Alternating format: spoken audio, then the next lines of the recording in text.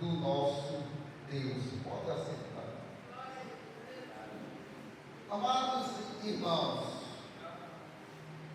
Paulo, ele aborda dois pontos principais diante dos ímpios. E o segundo ponto, ele vai abordar justamente a prostituição, ou como é que eu posso expressar, o adultério. São os dois pontos principais na qual Paulo aborda nessa carta aos Coríntios, no capítulo 6.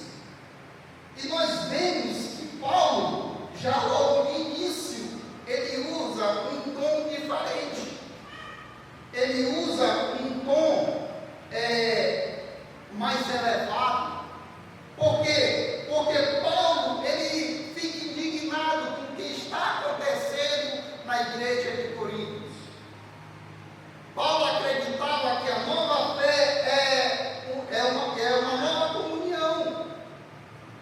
O apóstolo Paulo vê o Evangelho de Jesus como uma força nova e vital na vida.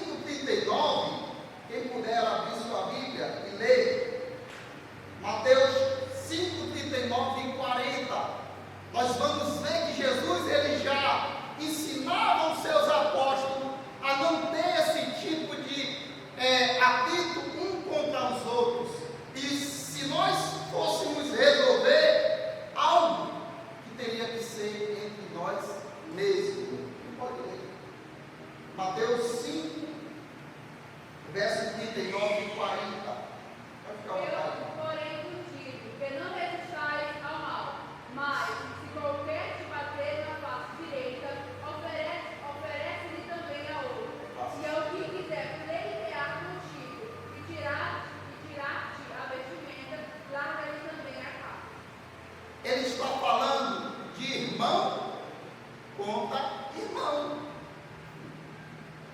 Se você receber uma bofetada na cara, dá a outra face, mas não se apone-se perante os seus irmãos, não revida perante os seus irmãos, não faça o mal perante os seus irmãos, porque Jesus Cristo não prega isso. Jesus Cristo, ele prega a unidade, a comunhão. E o que Paulo está falando para a igreja de Corinto justamente é isso. E outro ponto, irmãos, os judeus, eles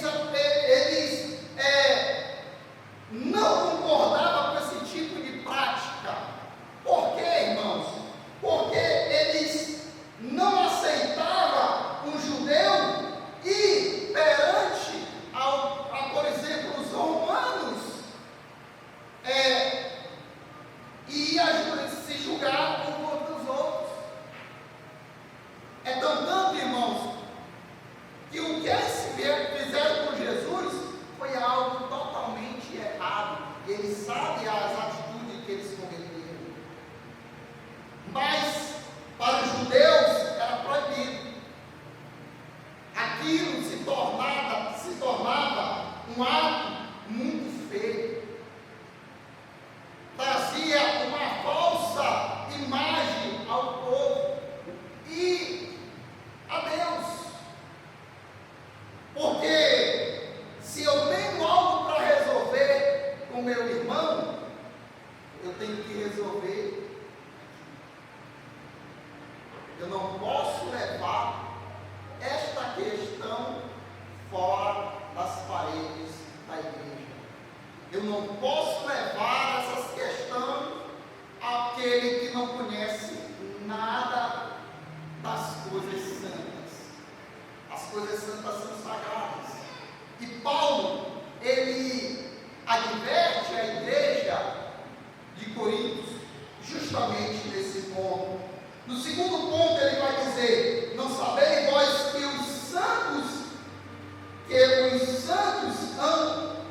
os santos hão de julgar o mundo?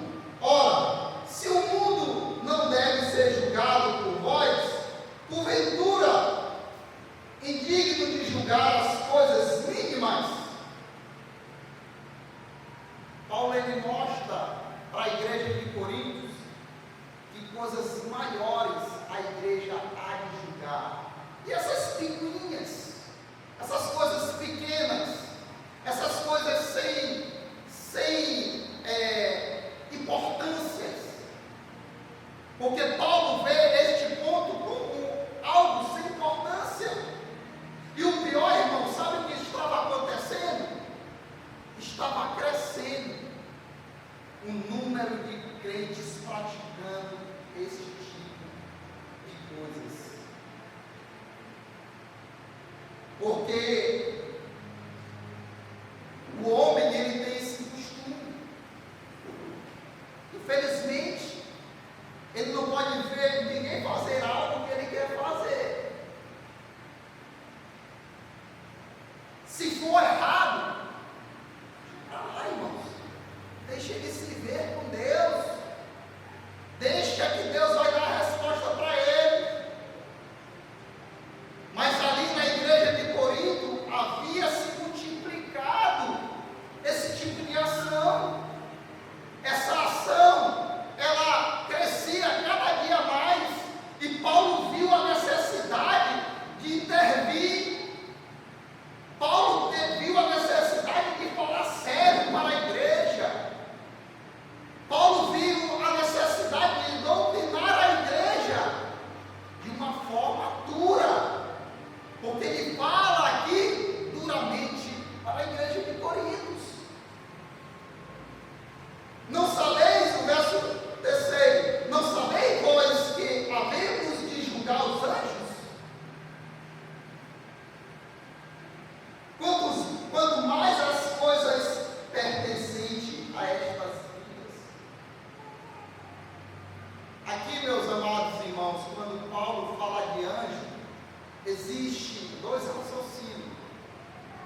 Mas segundo Cornélio, raciocínio dele que esses anjos, na qual serão julgados, os anjos caídos.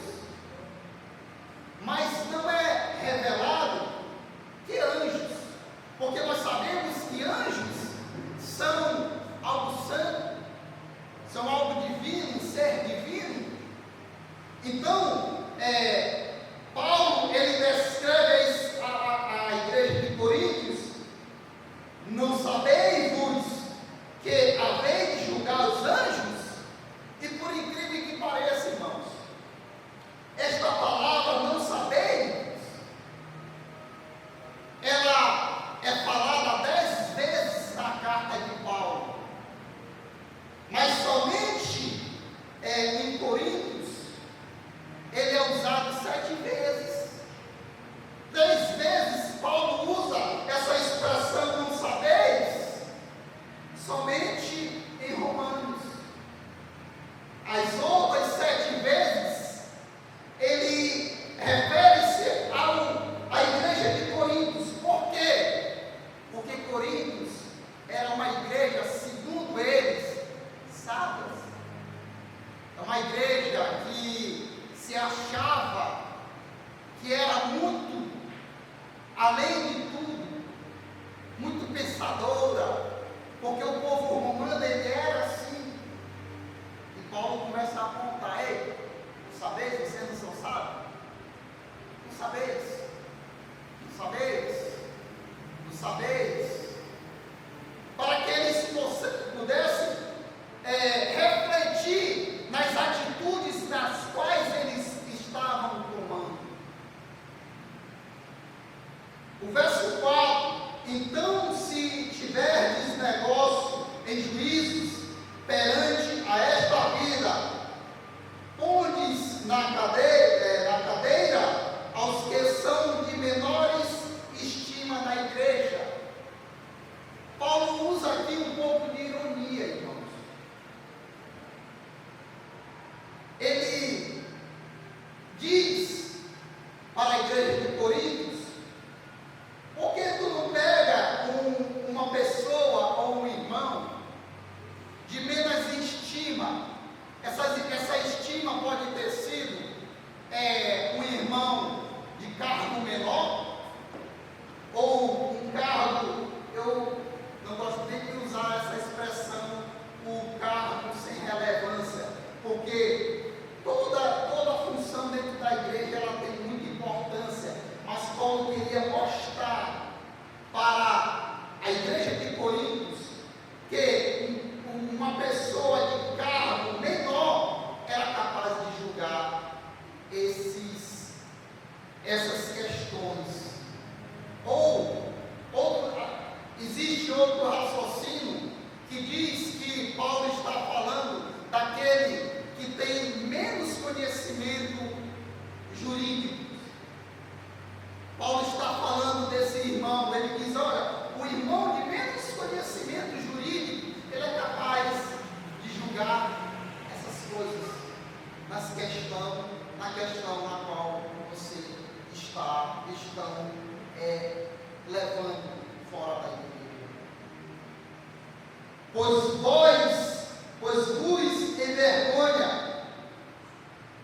vos envergonha, o digo, não há, pois, vós sábios. Essa expressão bem aqui, Paulo fala: pois vos envergonha, o digo. Ele estava criando uma situação para constrangir mesmo, porque a igreja de Coríntios ela era tida como uma igreja sábia, de membros intelectuais. Se ela tinha membros intelectuais, então Paulo fala a seguinte questão: eu vos envergonharei agora. Entre vocês não tem nenhum sábio, não tem nenhum de grande sabedoria que pode julgar essas coisas. Nenhum de vocês. A igreja de Coríntios era grande, A igreja de Corinto, era uma igreja imensa. E essas pessoas que estavam fazendo esse tipo de ato, eles estavam também não só desfalecendo, mas eles estavam desfalecendo os demais irmãos na fé. E essa é a preocupação de Paulo. Paulo pega pesado, ele não pega leve, ele fala sério, ele fala com autoridade, ele fala de uma forma para eles sentir, para que eles pudessem refletir naquilo que eles estavam fazendo ou praticando.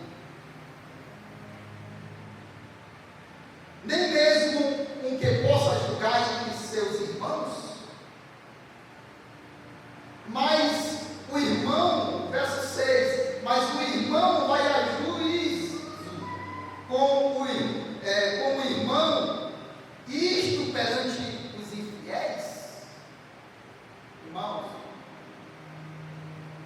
isso dói. Sabe por que Paulo fala no verso 6?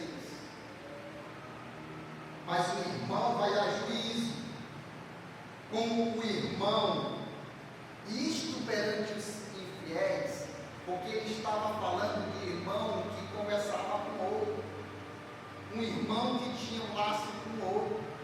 Ele não estava falando de qualquer irmão, ele estava falando daquele irmão que sorria com eles, ele estava falando dos irmãos que andavam com os outros, ele estava falando do irmão que praticava a mesma fé que ele. E isso Paulo, ele deixa bem claro que ele não aceitava e não aceita este tipo de conduta. É como se ele estivesse falando: vem cá, tu andou com o teu irmão, tu cresceu com o teu irmão na fé, e agora não tem importância nenhuma, e tu leva o teu irmão ao jugo do ímpio, do injusto, daquele que não tem capacidade de julgar vocês. O 7, na verdade, é já realmente uma falta. Presta atenção, irmãos, nessa palavra falta. Essa falta, Paulo está colocando como a falta do Espírito. De que Espírito? O Espírito de Deus na vida deles. Ele está dizendo assim: vem cá, vocês por acaso estão com falta do Espírito? Vocês não sabeis que vocês renasceram? E que vocês são outras criaturas, se tornaram novas criaturas? Então Paulo fala: esta falta é a falta de Espírito, porque só uma pessoa que não tem o Espírito de Deus, ele leva o seu irmão a juízo dos ímpios. Entre vós, tardes, demandas contra os outros, porque aí ele vai usar mais duas expressões aqui. Porque não sofreis antes a justiça? Porque não sofreis antes o dano? Paulo está dizendo para eles: olha, é melhor vocês ter sofrido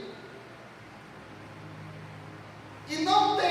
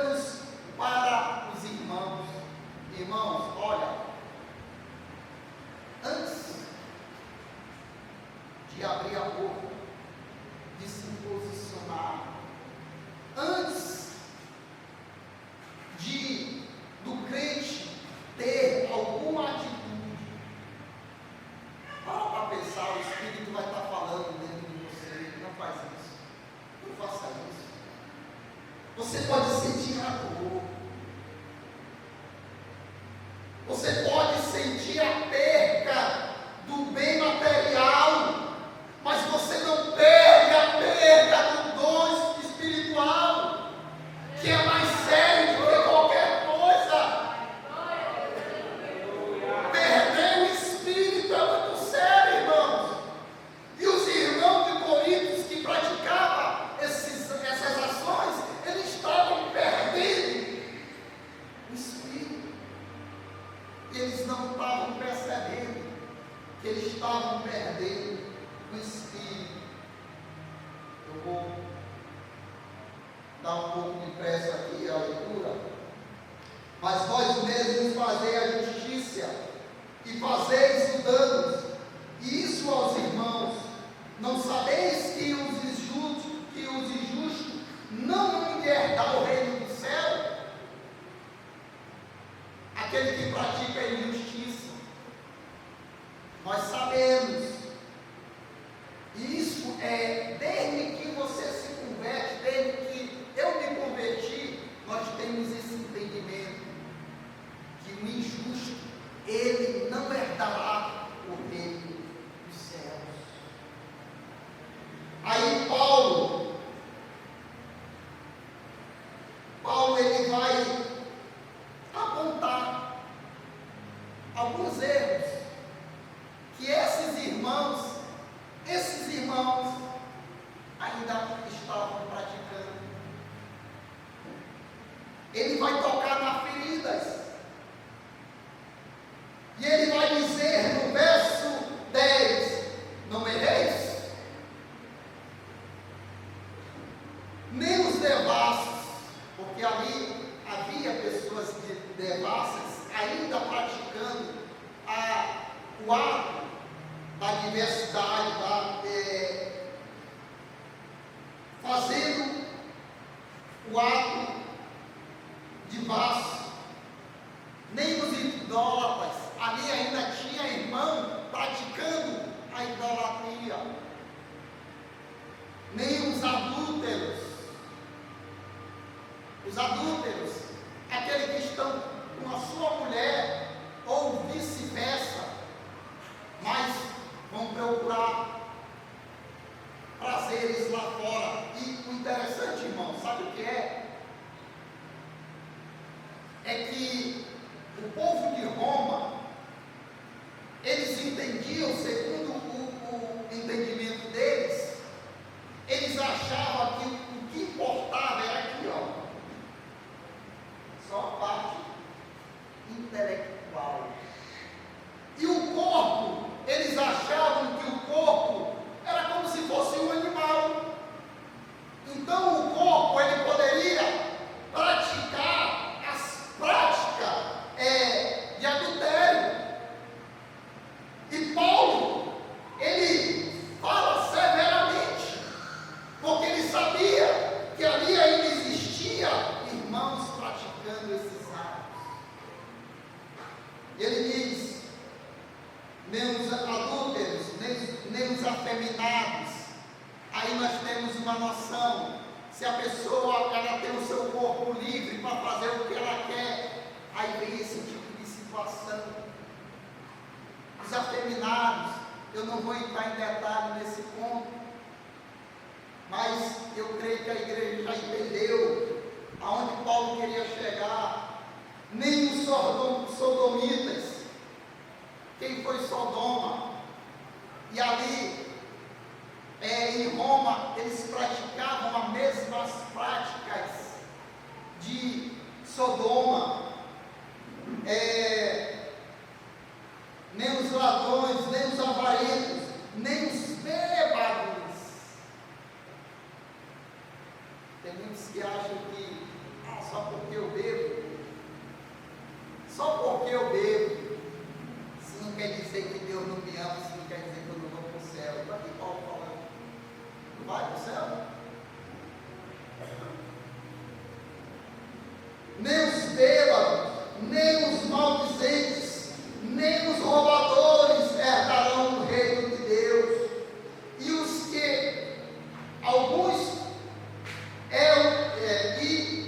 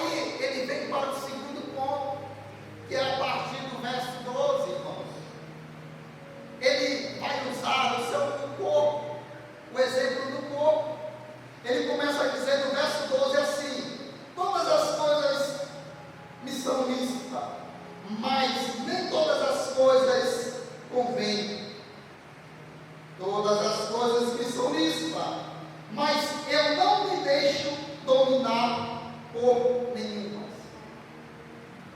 Do que Paulo está falando aqui no capítulo 12, no verso 12, perdão? Ele está falando de um homem que é controlado pelo Espírito. O homem que ele é controlado pelo Espírito, que deu a sua vida, disse: a partir de hoje, ele entrega a vida a Cristo. Ali ele assina um contrato com Deus. A partir deste momento, a minha vida é de Deus. A partir desse momento, os meus caminhos são de Deus, as minhas condutas são de Deus. E se nós somos guiados por Deus, Ele diz: todas as coisas me são lícitas, mas nem tudo me convém. Ele deixa bem claro: nem tudo convém ao crente. E sabe o que é mais interessante, irmãos? Por experiência, quando tu vai cometer algo de errado, o Espírito Santo fica: olha,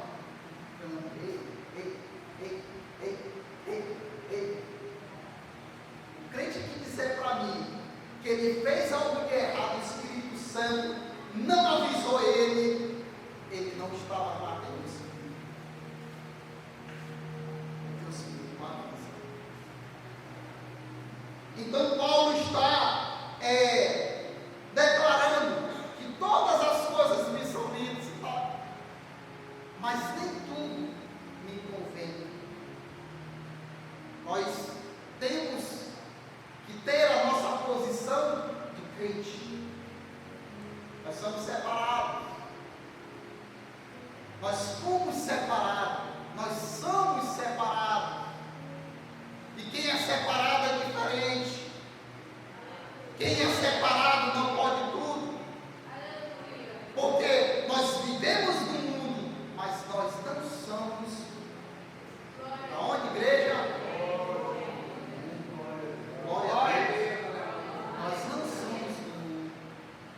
Deixa as coisas do mundo para o mundo. E as coisas de Deus, que elas venham para nós. E deixa o mundo com as coisas delas.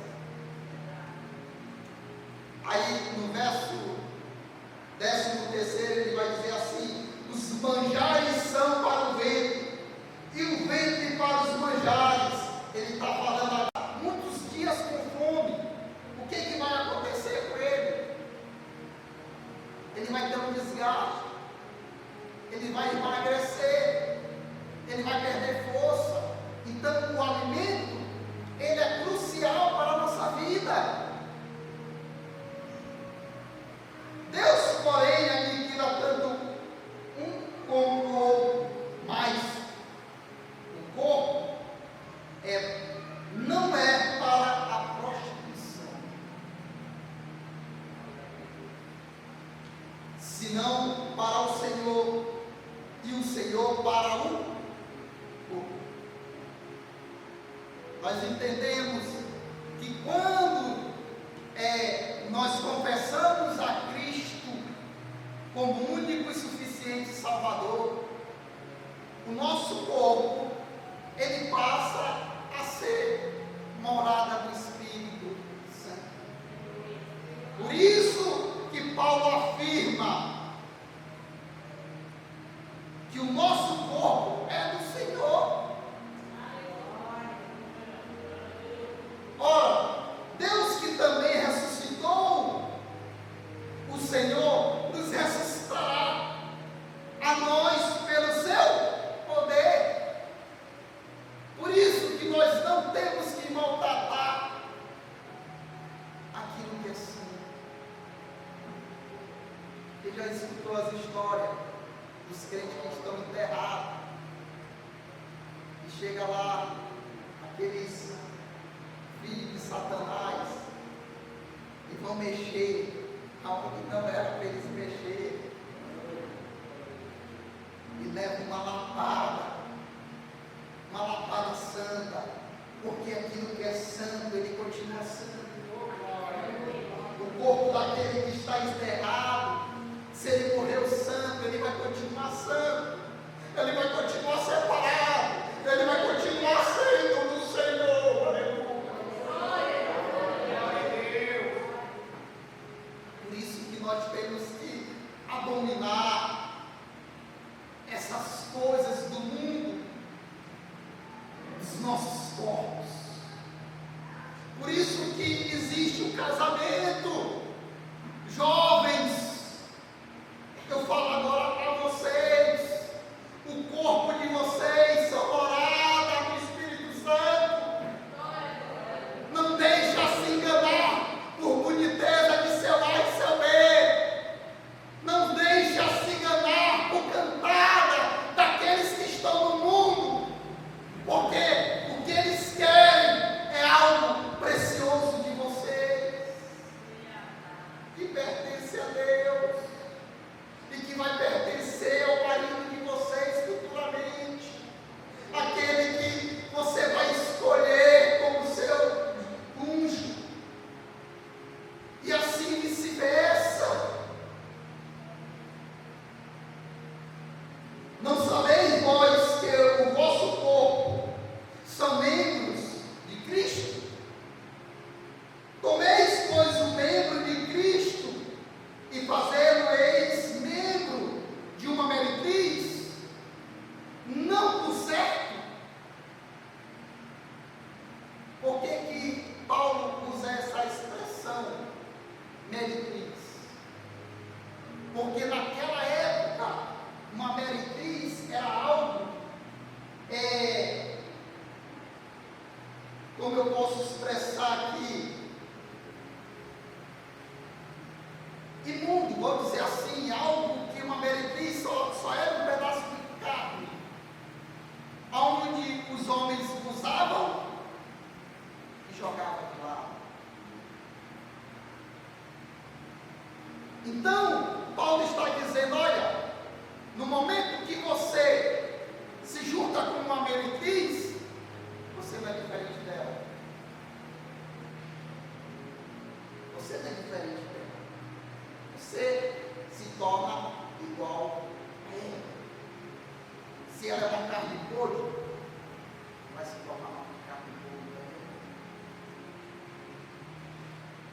Se ela fede perante os outros, tudo vai ser diferente. Vai feder também. Ou não sabeis que o que se ajunta com a meretriz faz um corpo com ela, porque serão, diz, dois, uma carne só. É por isso, irmãos. E, mais uma vez, voltando aos jovens, o ato do sexo, ele tem que ser feito, ou ele tem que ser realizado após o casamento. Pode ser a mais santa, pode ser a que mais ora, e pode ser a pessoa que mais se dedica na obra, mas que está em prostituição, não serve nada.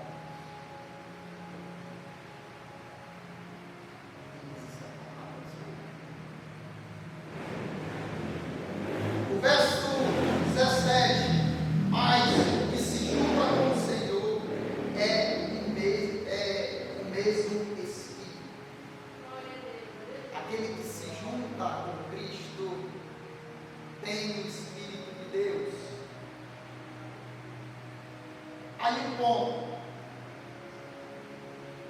No 18º, ele vai dizer assim: fuja da prostituição, fuja, corre, que nem José correu da mulher de Potifar, corre, não dê espaço, não dê motivo. Ah, eu me agradei de fulano, corre dele.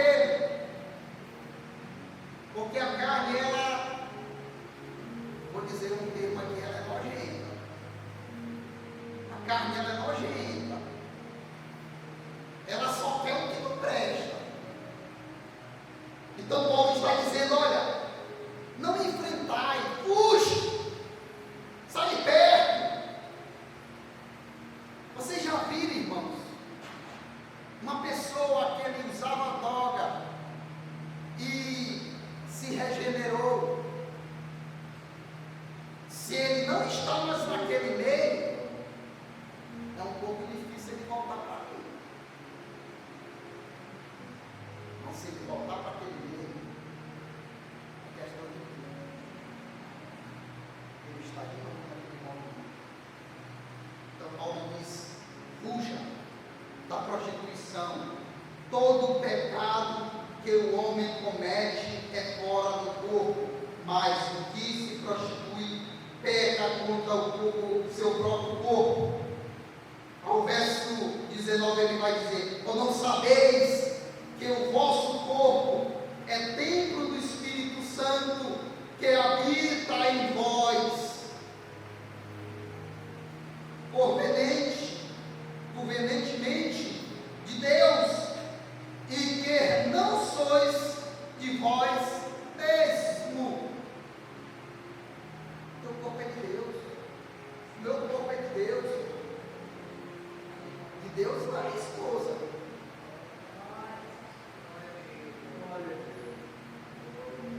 De Deus e do teu esposo, da tua esposa.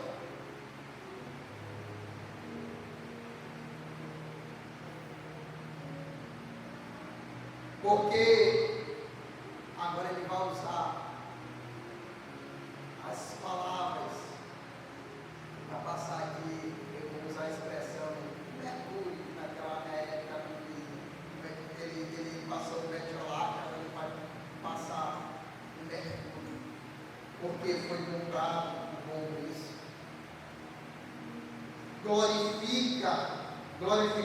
Glorificai, pois, a Deus no vosso corpo e no vosso espírito, os quais pertencem a Deus. Irmãos, quando nós olhamos para a igreja de Corinto, nós vamos ver defeitos, nós vamos ver problemas,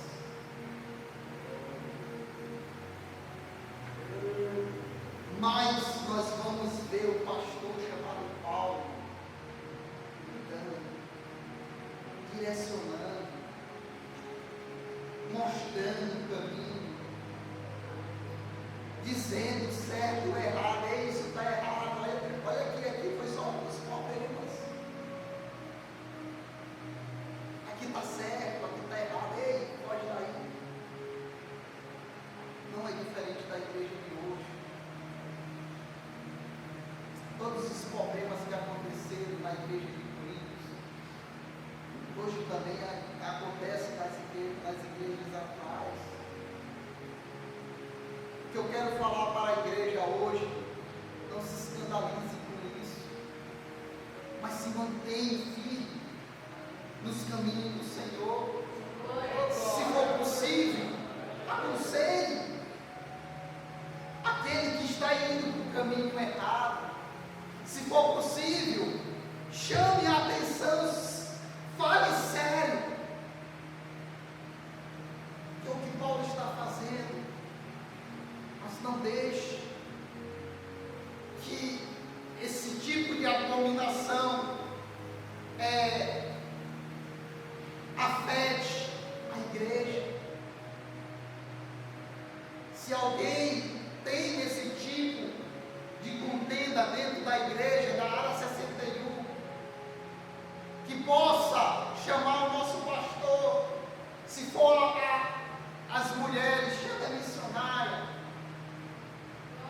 Nós temos aqui o nosso irmão aqui, já um ancião, e Diácono Monteiro, na qual esta igreja tem muito apreço por ele. Chame ele, conversa, não vou nem me colocar, e também sou diácono, e eu sei que é uma das minhas responsabilidades, mas se alguém tem este tipo de problema e queira conversar, venha.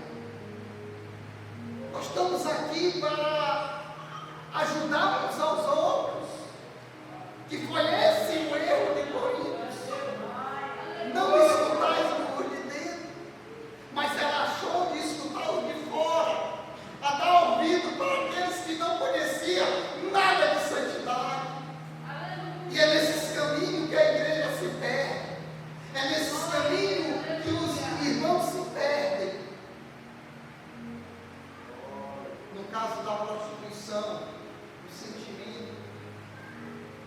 converse com as irmãs mais maduras, as mais novas.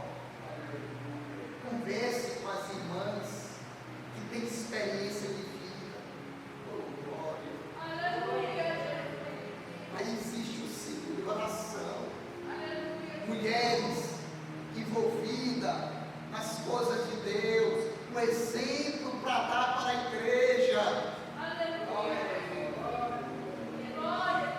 Chame elas. A jovem, o jovem não quer conversar com o pai, ou com o filho, ou com a mãe. Chame irmão. Não desfaleça. Não deixa morrer o Espírito que há dentro de você. Não deixa o Espírito Santo se afastar de você. Mas sim, deixa ele ferver. Vamos ficar de pé. Glória a Deus. Vamos orar.